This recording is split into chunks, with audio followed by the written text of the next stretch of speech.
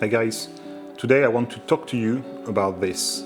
It's the newly released DJI Osmo Nano, and I want to take a look at it for FPV.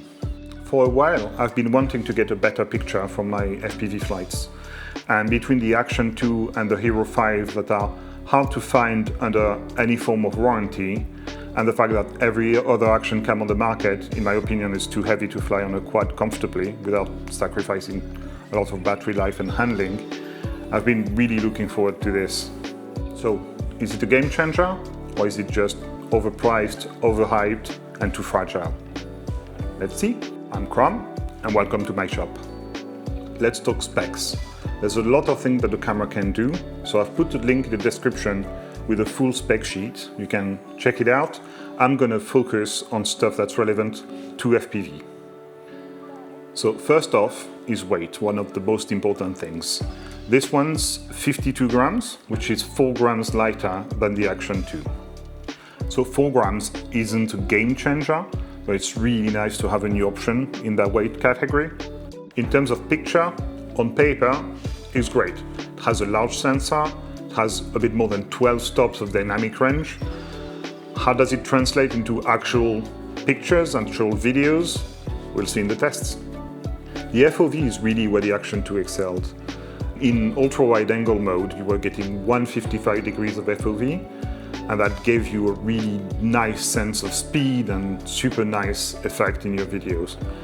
This is moving backwards a bit, it's only 143 degrees.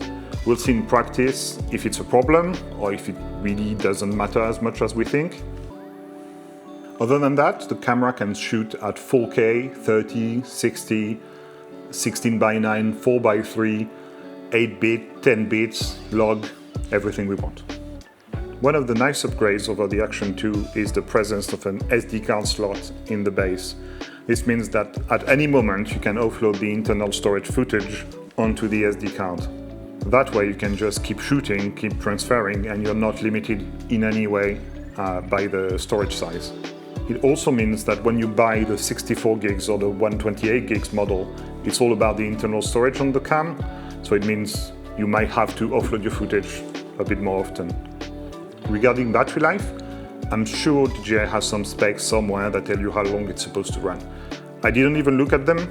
I just want to use the thing, see if I run into limitations, see if I get annoyed by the battery life on the camera pod or on the body. And I'll see in a real case scenario if it's good enough or if it's not. So in terms of interface, it's quite intuitive and very familiar to anyone who's used DJI Action Cam before. All the picture settings are super easy to access, so you can change your resolution, format, FPS, and also your FOV. You can make yourself some presets that you can use for the different ways you fly. So I have a 4K 30 with a locked shutter that I use for S-Bang and open field. And then I have a 4K 60 also with locked shutter that I use for bandos. I even have a stabilized mode if for some reason I find myself doing cinematic. One of the best things for us pilots is the ability to detach the body and the camera and still retain the picture. That way you can just put your camera in your TPU and then do your settings, check that the ND filter is correct and change modes and everything. And you can also trigger the recording. You don't have to lift your butt off your seat. You can just press the button and it records. All right, enough talk, let's go fly it.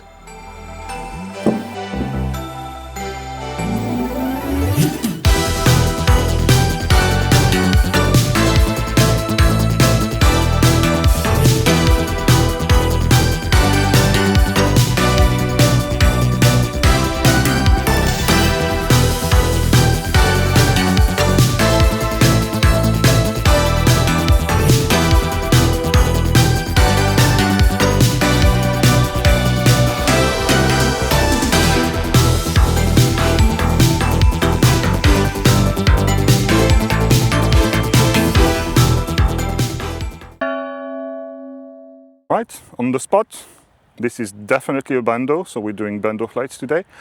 But we're going to start with a cinematic flight. I know some people are going to ask, so not really my thing. I'm going to do my best. You can see like the field is a very attractive subject. We'll see. Let's go.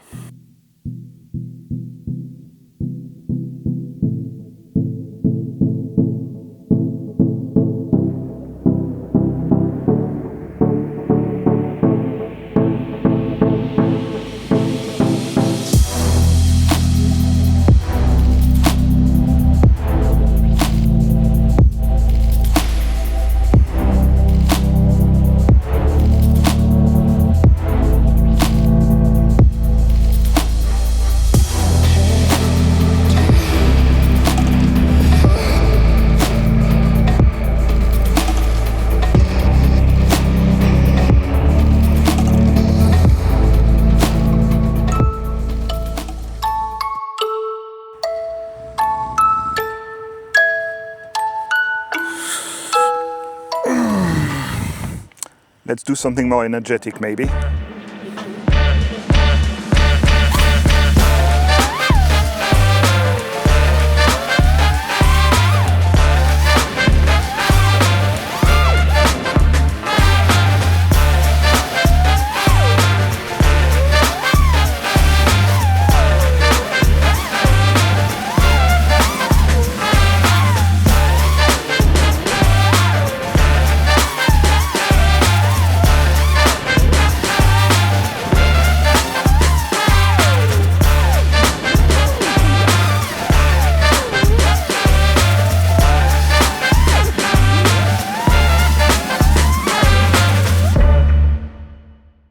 Alright, today we're getting serious.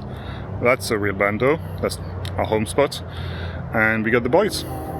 Let's go.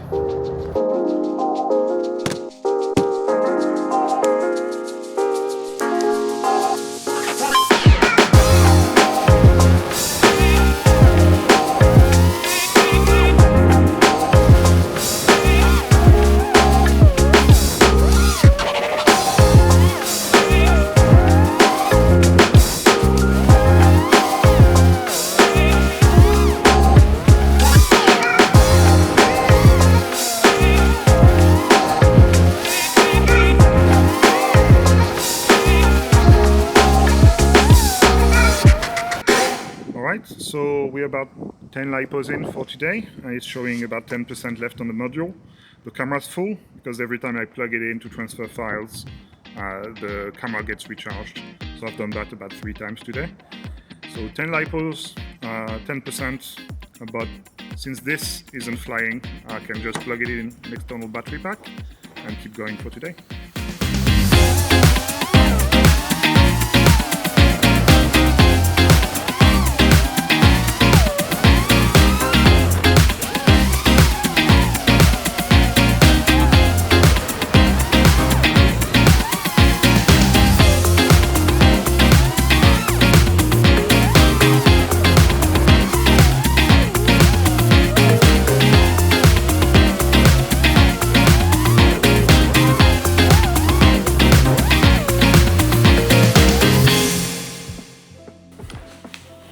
So, what do we think? In terms of picture, I think I'm convinced. I've always been recording on the O3, and when you compare the O3 to this, I think it's pretty clear. The larger FOV is something I really like, the sense of speed you get from it, and the dynamic range is just miles ahead. I think I'm kind of lucky because I've never flown the Action 2, so I don't feel like I'm doing any trade-off. I'm not losing anything. I know people who fly the Action 2 really enjoy the even wider FOV. I'm coming from the O3, and yeah, it's a big step up for me. So yeah, I don't really mind. Some people will mind. I don't really. I think I'm pretty happy with what I get from this camera. Durability, what do we think? So it's alive. I wasn't sure it was going to be alive. I'm quite happy it is. I might have been a bit lucky. I did break 2 ND filters. One of them has a big impact in the middle and the other one completely shattered. And when that happened, it left a few nicks on the camera lens. It's not actually a lens, it's a protective glass. This is something that DJI sells. I think it's 22 or 23 euros. So it's not massively expensive, but it's one more thing to replace. I think it does show a bit on the videos, but not enough that I'm gonna hurry up and change it for now. But yeah, it did survive and I'm quite happy with that. The body didn't take any impact. I mean, I made fairly beefy mount that kind of helps it tank the damage.